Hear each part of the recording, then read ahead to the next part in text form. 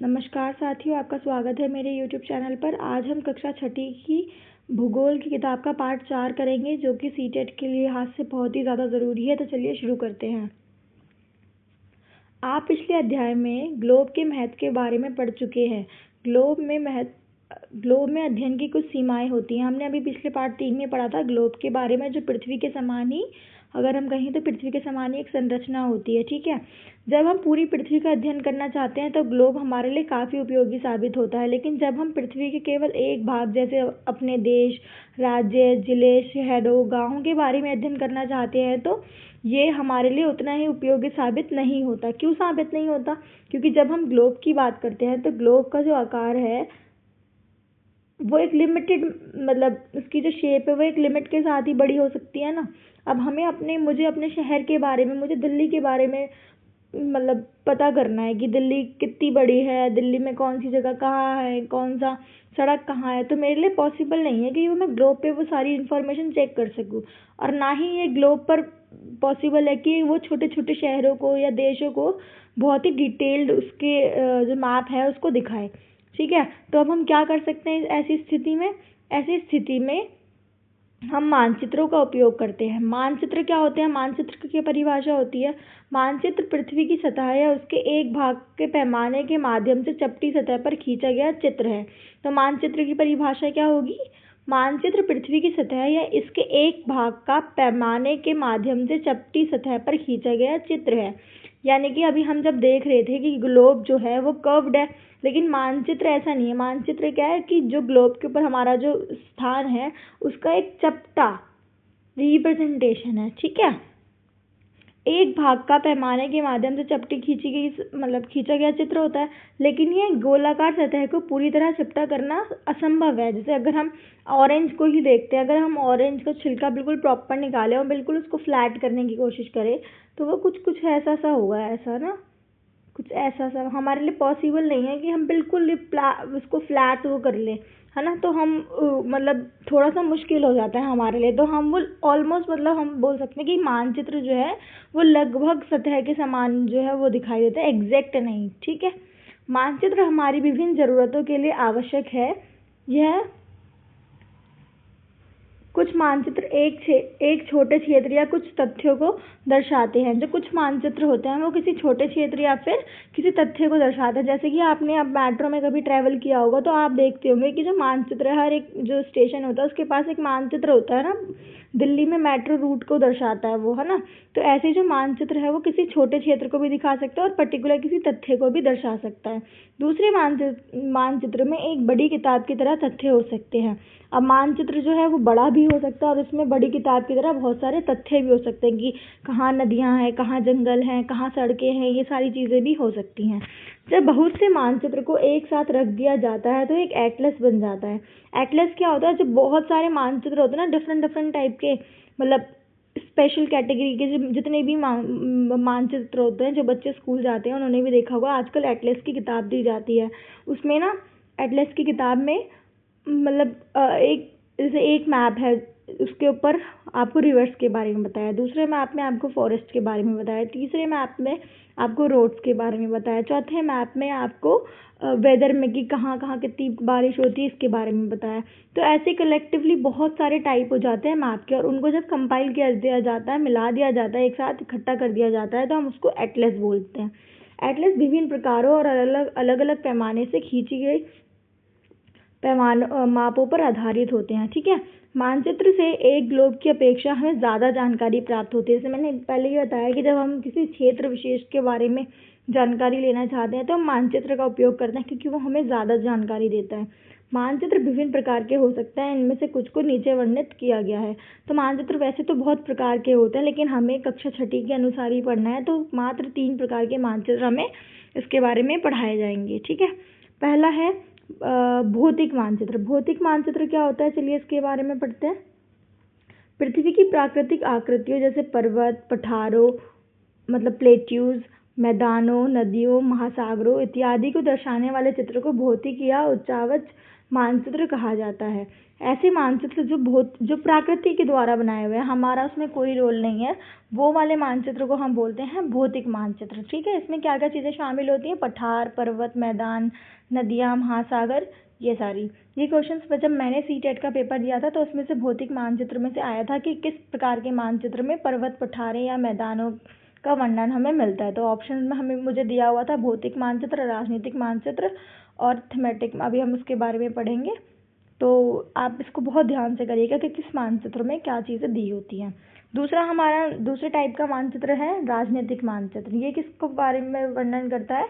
ये राज्य, नगरों, शहरों, गाँवों और विश्व के विभिन्न देशों व राज्यों की सीमाओं के बारे में हमें बताता है। जैसे कि हम अब देखते हैं ना, हम जब मैप खरीदने जाते हैं तो हम बोलते हैं कि मतलब शॉपकीपर से कि हमें स्टेशनरी में जा कर के हम बोलते हैं कि हमें इंडियन पॉलिटिकल मैप चाहिए, है ना।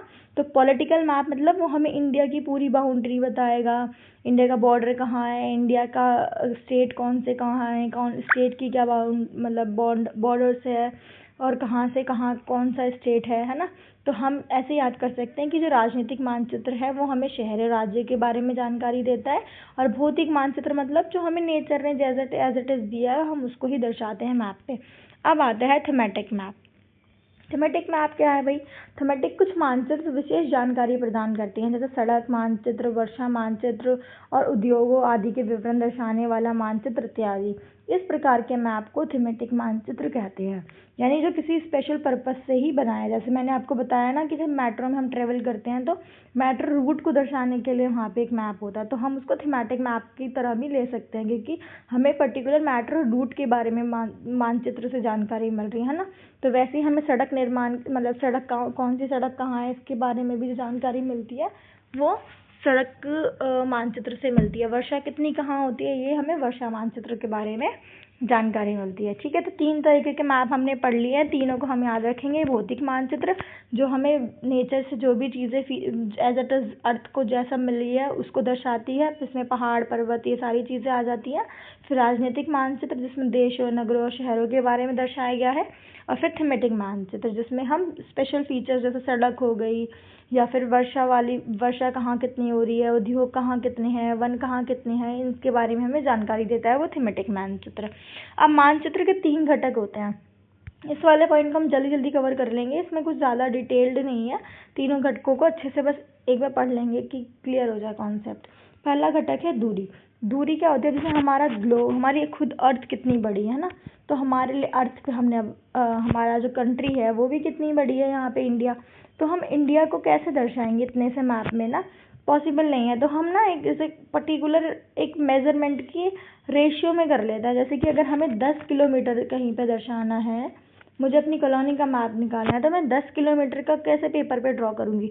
तो मैं 10 kilometre is equal to 10 millimetre या 10 सेंटीमीटर उसको सेम रेशियो में कर लूँगी। ठीक है, ऐसा नहीं कि मैंने 10 किलोमीटर के लिए तो 10 सेंटीमीटर दिखा दिया और मैंने 5 किलोमीटर के लिए मैं 20 सेंटीमीटर दिखा रही हूँ। नहीं, मुझे एक पूरा स्टैंडर्ड जो है वो फिक्स करना पड़ता है कि 1 किलोमीटर के लिए मैं 1 सेंटीमीटर यूज़ करूँगी और 2 किलोमीटर के लिए 2 सेंटीमीटर, मतलब एक प्रॉपर रेशियो में काम होता है। ठीक है, अब हमारा आता है दूरी। दूरी तो हमने समझ ली कि हम दूरी को कैसे एडजस्ट करते हैं, हम एक प्रॉपर रेशियो करते हैं फिक्स कि एक 500 किलोमीटर से यहाँ पे है कि 500 किलोमीटर के लिए 5 सेंटीमीटर की जगह दी जाएगी, है ना।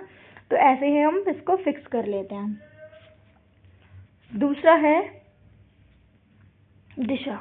अब आपने जब मैप कभी भी खरीदा होगा या फिर कहीं देखा होगा तो उसमें ना ऐसे लिखा होता है, ऐसे एरो बना करके एंड लिखा होता है।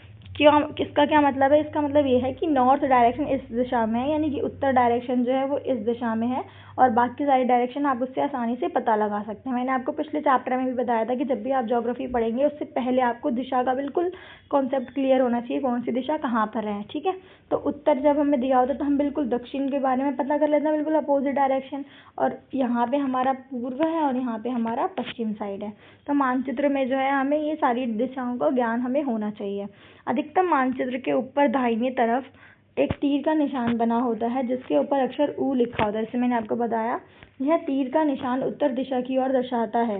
ये इसे उत्तर रेखा कहा जाता है। जब आप उत्तर के बारे में जानते हैं तो आप दूसरी दिशा जैसे पूर्व, पश्चिम तथा दक्षिण के बारे में पता लगा सकते हैं।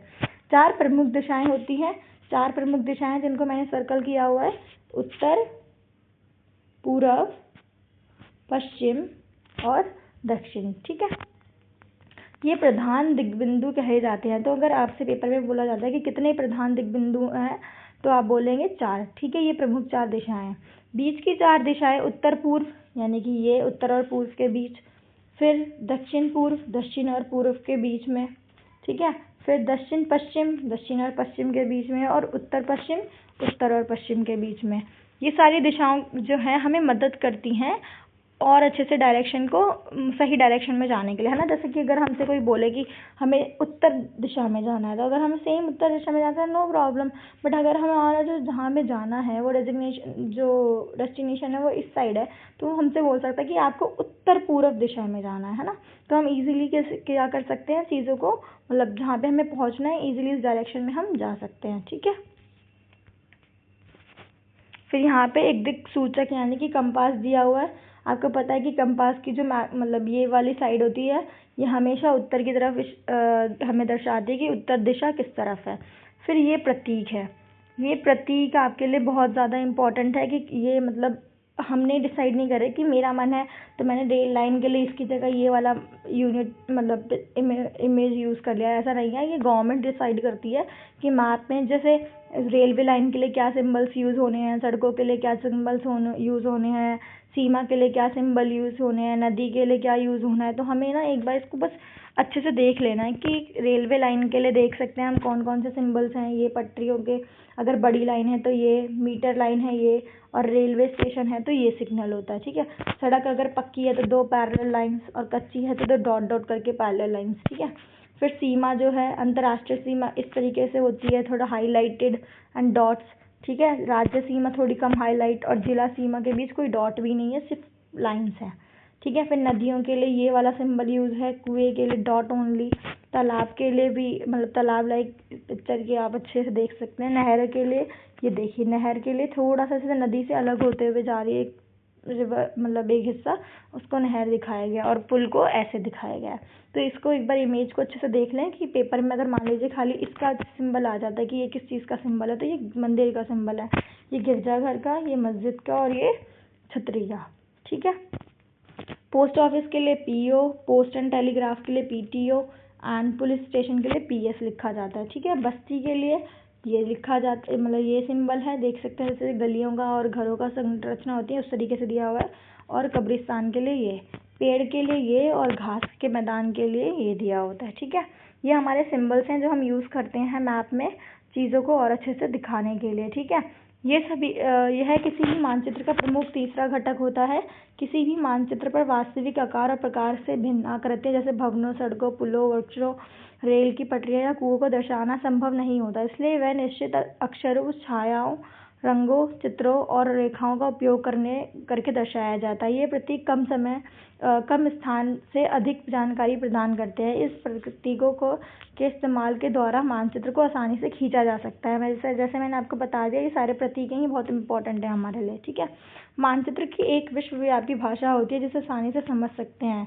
इस प्रतीकों के प्रयोग के संबंध में एक अंतर्राष्ट्रीय सहमति है। मतलब जैसे मैंने आपको बताया कि ये मैंने या आपने या इस बुक वाले ने, एनसीईआरटी ने डिसाइड नहीं करा कि ये सिंबल यूज़ होगा हमारे रेलवे लाइन के लिए, ये सिंबल होगा पीएस पुलिस स्टेशन के लिए। ये और इंटरनेशनल जो मतलब इंटरनेशनली ये एक्सेप्टेड है इन ऑल कंट्री, सारी कंट्रीज़ में अगर पुलिस स्टेशन के लिए पीएस ही लिखा जाता है, बड़ी रेल लाइन के लिए यही सिंबल यूज़ किया जाता है। तो वी ऑल एग्रीड कि हमें ये सारी चीज़ें फॉलो करनी चाहिए। अंतर्राष्ट्रीय सहमति में हम सिंबल्स को सहमति देते हैं। ठीक है, इन वाले ये रूढ़ प्रतीक कहे जाते हैं। ये कुछ रूढ़ प्रतीक 4.3 में दर्शाए गए हैं। जैसा भी हमने देखा, विभिन्न रंगों का प्रयोग भी इसी उद्देश्य से किया जाता है। जैसे कि रंगों का उद्देश्य, मतलब पर्टिकुलर रंग जो है वो एक पर्टिकुलर चीज़ को दर्शाने के लिए किया जाता है। जैसे कि नीले रंग का प्रयोग जलाशयों को दिखाने के लिए, भूरे रंग का पर्वतों को, पीला रंग पठारों को, और हरा रंग मैदानों को दर्शाने के लिए किया जाता है। तो हमने तीनों घटक पढ़ लिए हैं मानचित्र के। कौन कौन से 3 घटक थे, इसको याद करेंगे दोबारा। सबसे पहला दूरी, दूसरा दिशा, और तीसरा प्रतीक। ये 3 चीज़ें इंपॉर्टेंट है। मतलब एक तो आपको टाइप ऑफ मैप पता होने चाहिए चैप्टर को पढ़ने के बाद कि 3 टाइप के मैप होते हैं, भौतिक, मानचित्र और राजनीतिक। और मानचित्र के 3 इंपॉर्टेंट घटक होते हैं, दूरी, दिशा और प्रतीक। ठीक है, इस चैप्टर से ये 2 टाइप के क्वेश्चंस जो हैं जो बहुत आसानी से आप कर भी सकते हैं और पेपर में ज़रूर पूछे जाते हैं।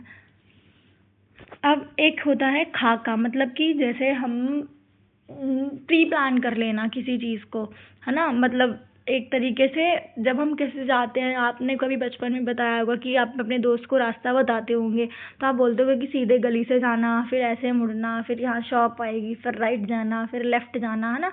तो ऐसे एक पूरा खाका आप तैयार करते थे। तो ऐसे ही खाके को तैयार किया जाता है। एक छोटे क्षेत्र का बड़े पैमाने पर खींचा गया मानचित्र खाका कहलाता है। यानी जैसे हम अपनी कॉलोनी के बारे में बताते थे ना कि यहाँ से लेफ्ट, यहाँ से राइट, तो हम बहुत छोटी चीज़ को, गलियों को, 2-4 गलियों को पूरे एक पेपर में अच्छे से डिस्क्राइब करके बताते थे। या जो बच्चे स्कूल कॉलेजेस जाते हैं वहाँ पे स्कूल कॉलेज का जो पूरा मानचित्र है ना, वो अच्छे से वॉल पे दिया होता है कि इस साइड लाइब्रेरी है, इस साइड वॉशरूम है, इस साइड एडमिनिस्ट्रेशन है, इस साइड प्रिंसिपल ऑफिस है, इधर ये क्लास है, वो क्लास है। तो ऐसे ही उसे ही खाका बोलते हैं। एक बड़े पैमाने वाले मानचित्र में हमें बहुत सी जानकारी प्राप्त होती है, लेकिन कुछ ऐसी चीज़ें होती हैं जिन्हें हम कभी कभी जानना चाहते हैं, जैसे किसी कमरे की लंबाई चौड़ाई, जिसे मानचित्र में नहीं दिखाया जा सकता।